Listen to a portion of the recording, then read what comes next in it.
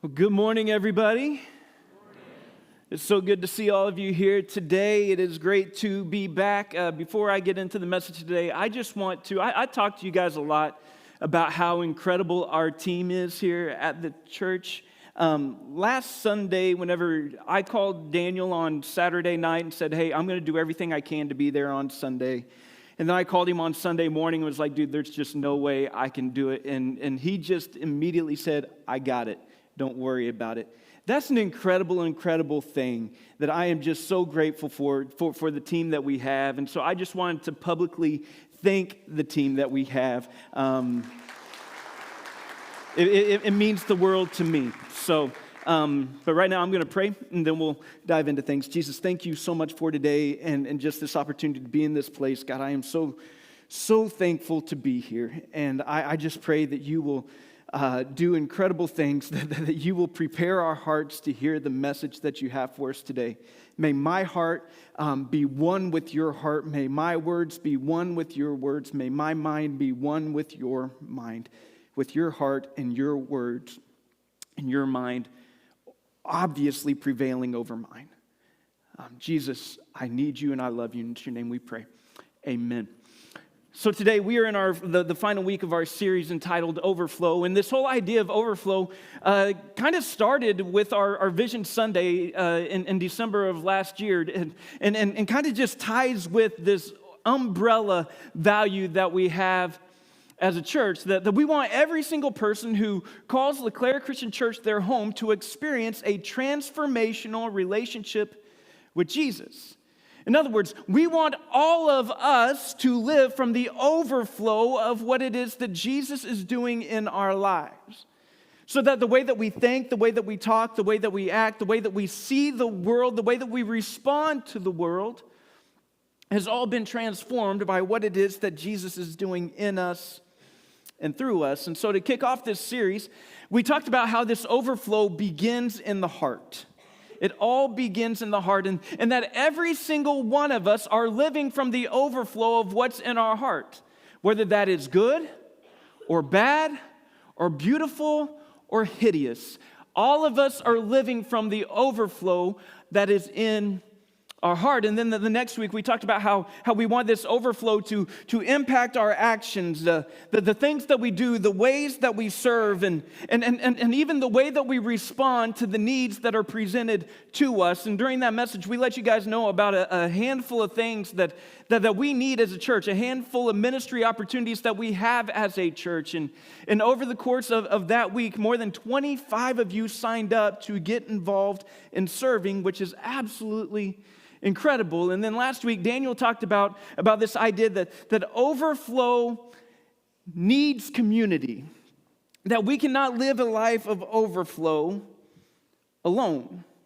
And we talked about how we have a goal as a church this year, that currently we have around 37% of our people who are involved in classes or groups or something like that. And our goal this year is to see that to go from 37% up to at least 45%, because we truly believe that you cannot live the life that Jesus desires for you to live alone. It was never meant to be that way. And so over the course of this last week, the last couple weeks, we've had 10 new people sign up for groups and classes and things like that. So that's a start. But there's still a lot more of us that are still trying to live this life alone. And then today, as we close out the series, we're going to talk about how living a life of overflow leads to a life of faithfulness with our finances and leads to a life of generosity. Aren't you glad you came today? This past month, I started my 8th year here at LeClaire, which is incredible that you guys have put up with me that long. But over that time, I've never preached a full message on giving or generosity or money. I've never done a full series on giving or generosity or money. And there are a few reasons for that. One reason would be, much like if some of you were around last summer, we did a series on marriage. Whenever we kicked off the series on marriage, I said that there's just something in me that feels like that a pastor needs to have a certain amount of relational equity built up before they start talking about certain topics. And I think that for me, finances has kind of fallen into that I feel like that there's a certain amount of relational equity and trust that you guys need to have in me and that we need to have in one another before we talk about these topics. And maybe that's wrong thinking, but that's been part of my thinking. Another reason why I haven't done a full message or series on this is because I know in the world today that there is a lot of distrust in the church, that there's a lot of distrust in people who do what I do. And I know that every week we have guests that show up here, and if you're a guest here today, thank you so much for coming. Please come back next week because we're starting a brand new sermon series that I cannot wait to get started. But I've never wanted the first experience that somebody has with our church, the first message that somebody hears from our church, to be about money. And then finally, the last reason that I haven't talked about it is that we just really haven't needed to talk about it. At churches I've been at in the past, there's been pressure from the leadership to say, we need you to preach on tithing. We need you to preach on giving. But the reason that there was pressure for me to preach on tithing and to preach on giving was because we needed more tithes and we needed more money. Well, here we've been so blessed that we've been able to make budget, we've been able to pay our bills, and we've even been able to give away a lot of money. And so I believe that all of those reasons make sense as to why I have not broached this topic quite yet. However, over the past year or so, I've become more and more convicted that I am possibly doing a disservice, not necessarily to LeClaire Christian Church, but to each and every one of us as individual followers of Jesus by not talking about money and giving and generosity. And here's why. We are called to make Jesus and his ways first in each and every area of our lives. And we are called to live generously, not solely for the need of meeting a budget or to pay some bills, but we are called to live generously as part of a lifestyle of worship, to show that God is our ultimate provider, and so we can be faithful stewards with all that he has entrusted to us. So let me put it this way. We cannot live the life that Jesus desires for us to live without living generously. And this looks different for each and every person in each and every family. I think that we all would agree that this is true. Money has the ability to take a very unhealthy place in each of our lives if we allow it. We know how badly we need it, which means that we can easily base our values and our lives and our priorities around it. We know that it is easy to come into a place like this and to say, Jesus, I trust you. Jesus, I trust you with my life. Jesus, I trust you with my family. Jesus, I trust you with my health. Jesus, I trust you to forgive my sins. But one of the toughest areas for me personally is to say, Jesus, I trust you with my money. And I believe that that's the reason that Jesus talked about money, the amount that he did. You all have probably heard this at some point in time, that whenever it comes to the topics that Jesus talked about the most, the first one is the kingdom of heaven. That's what he talked about more than anything else. If you want to break it down into this, the next topic that he talked about more than anything else is the importance of faith. So that would have been the second thing. But the one that comes after faith is money. More than sin, more than hell, he talked about money. He talked about the importance of storing up our treasures in heaven as opposed to storing them up here on earth. He talked about the importance of using what we have to bless others. He talked about the importance of seeing our Father in heaven as our ultimate provider. And And he gave many warnings about money, like the warning that he gave to the rich fool in Luke chapter 12, where he said, watch out and be on your guard and stand against all kinds of greed. Why? It's like he's saying, don't forget that life does not consist in abundance of possessions. In the Sermon on the Mount, he talked about money a couple of different times, and probably the most famous thing that he said is no one can serve two masters. And there are any number of directions that Jesus could have gone whenever he said no one can serve two masters, because that's true of anything and everything. But here's the direction that Jesus decided to go in the Sermon on the Mount. Either you will hate one and love the other, or you'll be devoted to one and despise the other. You cannot serve both God and money. Paul to Timothy said something kind of similar. He put it like this: the love of money, and I want to emphasize that, the love of money is the root of all evil.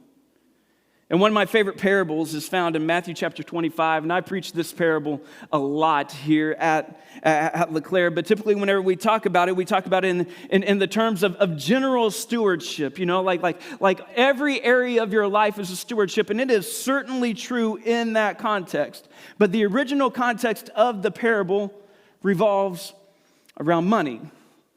And I know that it is so easy for us to sit here and to think, well, if this was different or if that was different, if I could pay this off or if I could get this raise, if this was different or if that was different, then I would be generous. But stewardship isn't about our circumstances. Stewardship is always all about faithfulness. And so in Matthew chapter 25, beginning in verse 14, there's this man who represents Jesus in the story, and he goes away for a long, long time, and he calls 3 of his servants to him, and to the first servant he comes, and he gives him 5 bags of gold. To the second he comes and he gives him 2 bags of gold. To the final one he comes and he gives him 1 bag of gold. The scholars believe that these bags of gold were extremely, extremely valuable, that they were called talents. They're called, which was basically just a weighted form of currency. And each talent, each bag of gold would have been worth around 20 years worth of a common day laborer's wage. And so one guy got about 100 years worth of income, one guy got about 40 years of income, and one guy got about 20. And then the guy who received the 5 bags of gold, he went off and he immediately put that money to work, and he ended up gaining 5 more bags of gold. The one who gained the 2 bags of gold, he went and put that money to work, and he gained 2 more bags of gold. And then the one who got the 1 bag of gold, he went to his backyard, he dug a deep hole, and he buried the money in the ground because he was terrified to screw things up. And then it says this in verse 19, that after a long time, the master of those servants, he returned to settle accounts with them. And the man who had received the 5 bags of gold, he brought his other 5 back with him. Master, he said, and these words are so important, you entrusted me. You entrusted me in your life. Jesus has entrusted whatever you have to you. Another way to say that is, you have what you have because Jesus decided that you would have what you have. Jesus entrusted it to you. You entrusted it to me. It's not mine, it's yours. But you've allowed me to watch over it. You entrusted me with 5 bags of gold. See, I have gained you 5 more. You take this idea of entrustment and you apply it into every area of your life. My time, it is not mine, but it is yours, but you have entrusted it to me. My job, it is not mine, but it is yours, but you have entrusted it to me. My relationships and my friendships, they are not mine, they are yours, but you have entrusted them to me. My family, it is not mine, but it is yours, but you have entrusted it to me. My gifts and my talents and my abilities, they are not mine, but they are yours, but you have entrusted them to me. My finances, they are not mine, but they are yours, and you have entrusted them to me. So what will I do with what has been entrusted to me? His master replied, well done, my good and faithful servant. You have been faithful with a few things, so I will put you in charge of many things. Come and share in your master's happiness. You look at this and you have to ask the question, why is he good? Why is this servant good? The reason this servant is good is simply because this servant has been faithful with what has been entrusted to him. In verse 22, the man with the 2 bags of gold, he came and said, Master, you entrusted me. It was not mine, it was yours, but you allowed me to watch over. You entrusted me with 2 bags of gold. See, I have gained you 2 more. And his master replied, well done, my good and faithful servant. You are good because you were faithful. You have been faithful with a few things, so I will put you in charge of many things. Come and share in your master's happiness."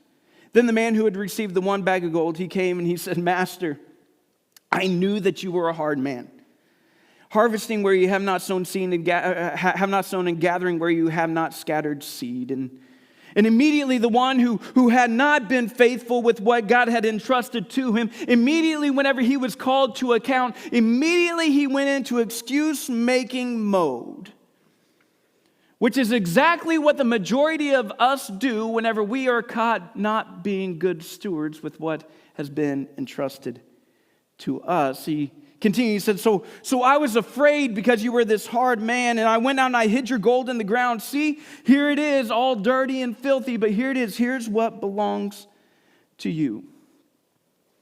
And if we're willing to be honest here today, and I know one of the hardest things for us to be honest about is money. But if we're willing to be honest, this is where so many of us land so often. Whenever it comes to our finances, it's so easy for us to live in this scarcity mentality, like, will God really provide? Will He really come through? It's so easy for us to live our lives believing that what we have is ours. That it belongs to us and it's not something that has been entrusted to us. And so we take what God has entrusted to us and we hide it and we bury it and we just hope that no one will ever notice.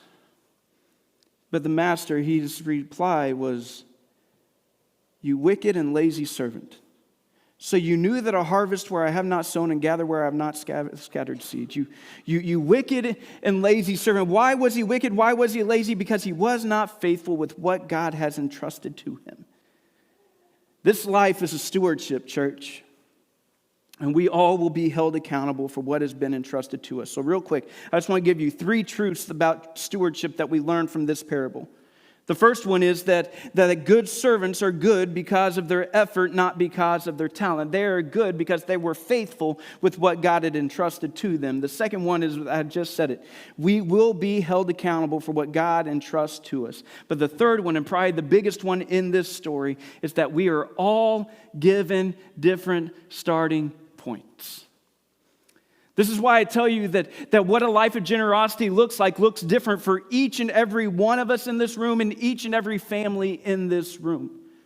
We all are given different starting points. $100 to somebody may be the biggest sacrifice that they could possibly give. $100 to somebody else is not even a drop in the bucket.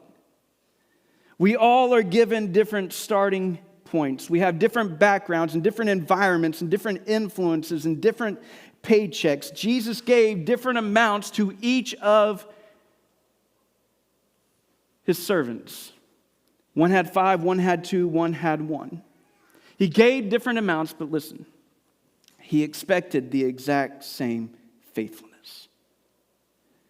And so the question is, will we be faithful with what God has entrusted to us? Right now, I'm going to ask Daniel to come up here, because we've talked a lot over the course of this series, and even if you go back to Vision Night last December, or Vision Sunday last December, we talked about a lot of the goals that we have. We talked about the discipleship goals with wanting to get more people involved in groups. We talked about a parking lot that we have a quote now on a parking lot that we need to do. We talked about adding another staff member.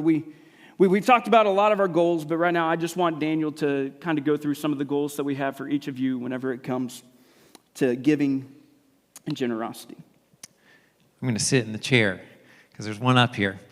Hearing Andy speak and talk about that, I hope we talked this week, one of the most difficult things about talking about money is just trying to convey our heart in all of this. And I thought he did an incredible job, and I hope that you hear that. There's a passage in Galatians 4 where Paul is talking to the church in Galatia, and he's saying, I remember the pains of childbirth so that Christ is formed in you. And truly that is our desire, that Christ is formed in you in all areas of your life, including finances, which is a big area of our lives.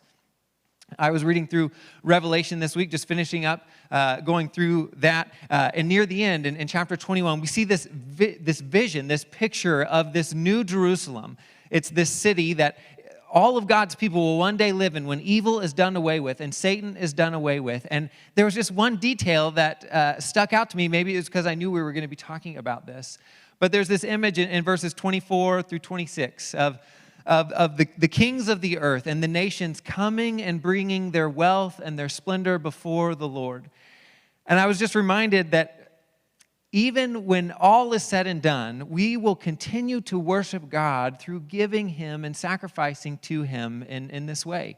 I believe that that is a part of who we are meant to be. God designed us and desires us to be generous people. So we see that at the very end. We also saw at the very beginning. I've always wondered, we have the story of Adam and Eve walking intimately with God in the garden. Then the fall happens. And then in Genesis chapter 4, we have the story of Cain and Abel. And you're maybe familiar with the story. They both give these offerings to God, and God is pleased with Abel's but not Cain's. And there's a truth there just about obedience. But I've always wondered, how did Cain and Abel know that it was normative to offer things to God? How did they know that? God didn't teach that specifically anywhere that we know about. Maybe He did, and I just don't know. But I can't help but think that was something perhaps that Adam and Eve had passed on to their sons, that those who walked faithfully with God were teaching them, this is what we do as we worship God. And of course, people forgot all about that. And that's why when God was helping us recapture what it means to truly be human, what it means to be who He created us to be, He began to form this nation of Israel to ultimately bring His Son, but He also taught them ways of living that were in line with who we were created to be.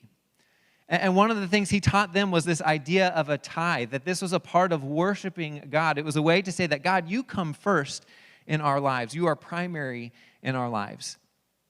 Now, I don't believe that you and I are under the old covenant anymore. We're under a new covenant through Jesus, that our righteousness comes because of His sacrifice on the cross, not by some law. I don't believe that we have to legalistically follow giving 10%. However, I do still believe that tithing is an incredible generosity principle that has eternal principles for you and I today.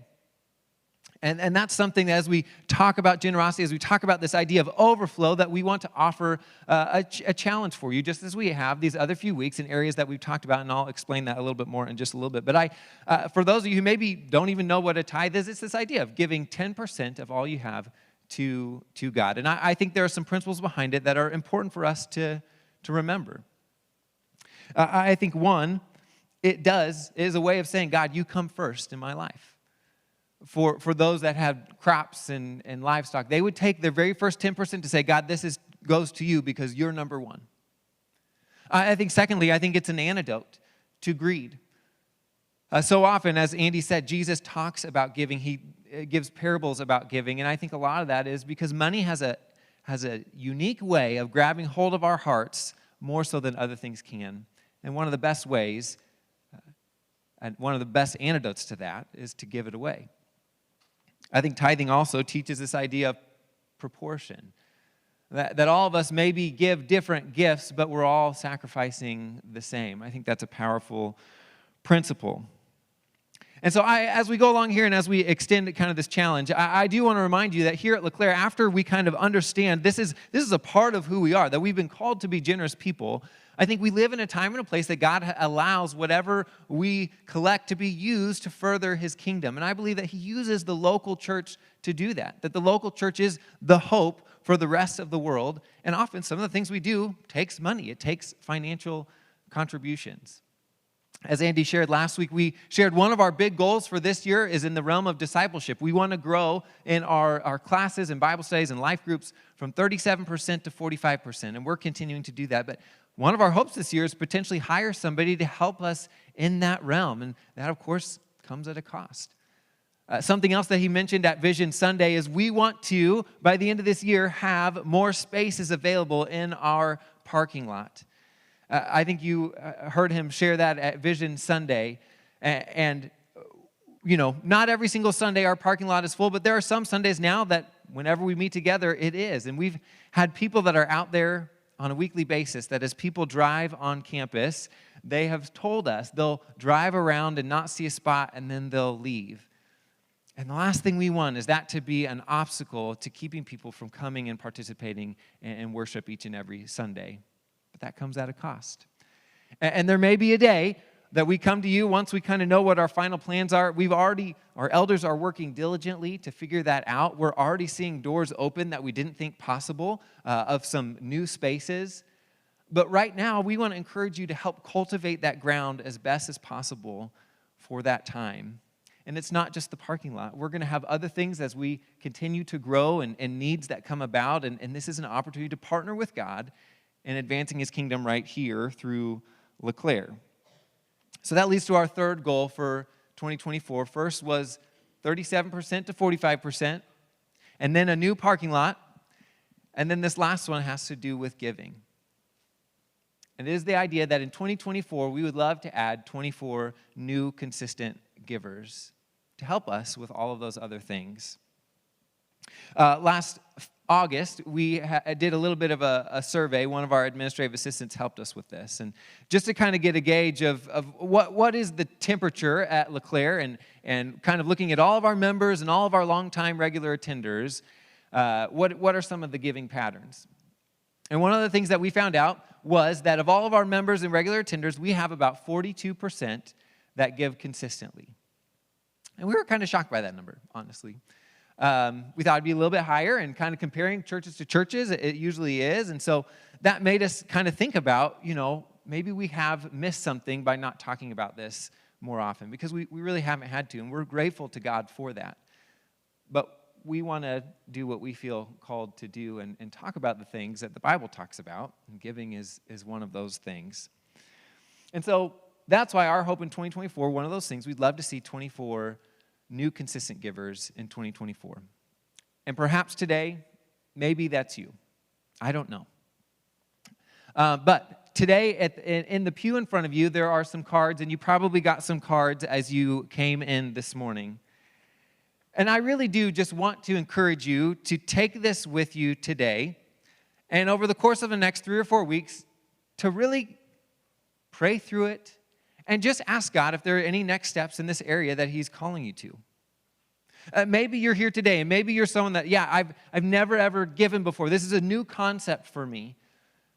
And maybe as you hear, this is the reality of who God's people are. When we give, we are practicing who we are always going to be from here until eternity. And maybe that's you. But maybe this idea of giving a tithe is overwhelming, and there's no way you can see that. And I just want to encourage you, start somewhere. Maybe it's giving $10, $20 every single month, just something consistent to get in the habit of being generous. Maybe that's you, so maybe that's that first one. Or maybe you've given consistently for a little while, and maybe it's a call to give more. Maybe that you've gotten kind of accustomed to doing that, and it's not really a sacrifice much anymore. So maybe it's that second one there. Or maybe you've never given this a tithe before, this idea of a tithe, and seeing that it's a giving principle. Maybe that's a next step for you. Or lastly, maybe you tithe regularly, and it's an opportunity to say, you know what, I've done that for many, many years, and now I want to push that a little more and give a little more. I don't know what it may be for you, and honestly, this is really just something between you and God to decide. It's just a chance for you to make a commitment. And so I just want to encourage you over the next several weeks to take a moment to think about that, to pray through that. And then we do ask that you bring it back and drop it in, just so that we can kind of see and celebrate whatever comes from it. You can just drop them in those black boxes at the back of our auditorium. But we're going to continue to speak to this over the next several weeks and encourage you as we go on in this goal of ours for this year. But we appreciate you so much, as always, just for your generosity, and it's our goal that Christ is formed in us in all areas of our life. So I'm going to ask Andy to come back out here, and he's going to close things up for us.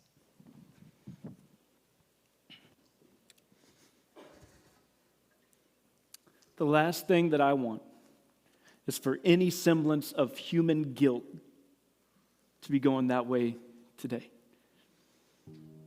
I know how hard this is. I think back into my 20s, and if I had a chance to meet 20 to 25-year-old Andy Turner, I honestly think the first thing I would do is go punch him in the throat. Bigger idiot than anybody you could ever imagine. Went through some stuff in my early 20s where I ended up basically running away from home. And whenever I ran away from home, I ran into the ministry. It's the only thing that I thought I might be able to do. And so I've been doing full-time ministry since I was 20 years old. And I don't know if you guys know this about churches, but if they're hiring a 20-year-old youth minister at the time, there wasn't much of a pay package that really came with it. But I didn't care. I had a guy in my church who convinced me while I was making maybe $20,000 or $22,000 a year that I could afford a $24,000 truck. So I went and I bought it. You would have thought that, whenever 6 banks said, no, we're not giving him that money, that would have been a sign to me to maybe stick with the car I could afford. But no, I didn't. I ended up going and my wife and I, we bought our first house for $36,000 in Cherryville, Kansas. And we went through all kinds of pain there in Cherryville and a lot of hard times. And at the end of the hard times, we ended up going to a church in Charlotte, North Carolina. And the cheapest rent that we could find in Charlotte, North Carolina was around $1,300. And so I wasn't able to keep up with the payments back on the house in Cherryville, and there wasn't a booming housing market in Cherryville, Kansas for some reason. And so I ended up losing that house in foreclosure. And I remember during that time while my wife and I were living in Charlotte, we had no heat in our house. We couldn't afford to pay the deposit to turn it on. And we were far too prideful to let anybody know. One day somebody in our church found out, and it was a weekend, and they came and they brought us an electric blanket. And then they went and paid the deposit for us. I mean, financially, there was no way to make my salary go as far as it needed to go. My wife had a job, but even with that, it wasn't enough. And I remember one day, Heather and I, we were driving to the high school that our church met at. And Heather, she looked at me and she said, "Andy, we have to start tithing." I had asked a pastor at one of my previous churches, please hold me accountable to tithing. I know I want to do it, but I'm just not. I mean, I'm totally the guy that if I have $10, $15 left over at the end of the week, maybe I'll give some of that. And I was in ministry. And my wife, she said, "Andy, we have to start tithing." And I looked at her and said, "You are absolutely insane." But I knew she was right. And so that moment, we began to tithe. Now, it has not always been easy since that point in our lives. But I can promise you, God has always provided. Always provided. I remember the Sunday that she said that because there was a guy who came up to me in the hallway of the school in between services and he said, "Hey, Andy, I just want to thank you for being here." And he shook my hand, and in his hand was a $100 bill. And then the next week he came and he shook my hand and he had more money in his hand, and I became like Pavlov's dog, y'all. Like anytime I saw that guy coming, it's like, "You want to shake hands, buddy?"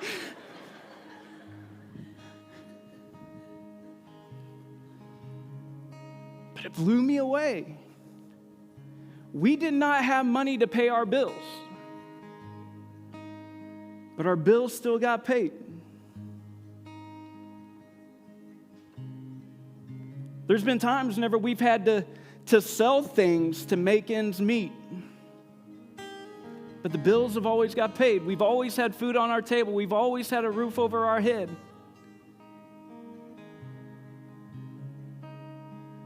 So I say all of this not like, I know this is easy, and if you're not, shame on. I've been there. I've been there, and Malachi chapter 2, God says, test me in this, try me. And I've tested God. And He's proven again and again and again that He can do more with my 90% than I could ever do with my whole 100.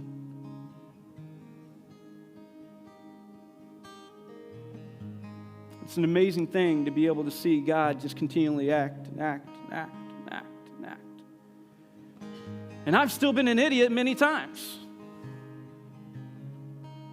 But God continues to act and act and act and act.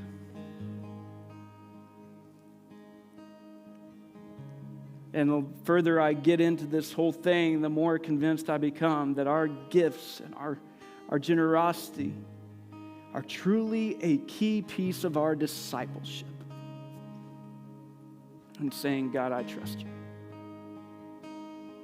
We have a lot of big dreams here at the church. We believe God wants to do a lot of big things. And you all have been so incredibly faithful in giving and already partnering in that. And it's been an incredible 7 full years, and I'm so excited for this 8th year.